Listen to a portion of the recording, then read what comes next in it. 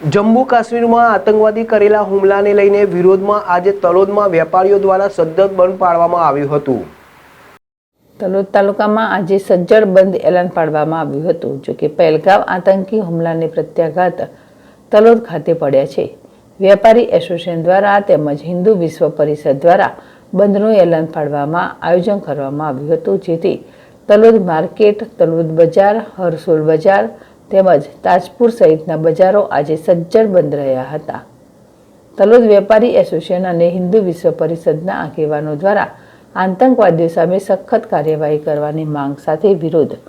તલોદ જમ્મુ કાશ્મીરમાં થયેલા પહેલગામ ખાતે થયેલા આતંકી હુમલામાં જીવ ગુમાવનાર નિર્દોષ પ્રવાસીઓની હત્યારાને વિરોધમાં આજે તલોદના વેપારી એસોસિએશન દ્વારા અને હિન્દુ વિશ્વ પરિષદ દ્વારા તલોદ બંધનું એલાન જાહેર કરવામાં આવ્યું હતું, જેથી આજે તલોદ નહીં પરંતુ હરસોલ, રોજડ અને તાજપુર જેવા નાના બજારો પણ આજે બંધ પાડીને સમર્થન આપ્યું। જ્યારે હિન્દુ વિશ્વ પરિષદ અને ભાજપ કાર્યકર્તા દ્વારા TR ચોકડીથી અંબેમા ચોક સુધી રેલીમાં આયોજન કરવામાં આવ્યું હતું। રેલીમાં પાકિસ્તાન મુર્દાબાદના નારા લગાવવામાં આવ્યા હતા। પાકિસ્તાન મુર્દાબાદના પોસ્ટર, બેનરો સાથે વિરોધ દર્શાવ્યો હતો। રેલી દરમિયાન ટાવર ચોક ખાતે આતંકવાદીના પુતળાનું દહન કરવામાં આવ્યું હતું। દરમિયાન પુતળાના દહન દરમિયાન જય શ્રી રામના નારા લગાવ્યા હતા, ત્યારે પાકિસ્તાન મુર્દાબાદ પણ નારા લગાવવામાં આવ્યા હતા।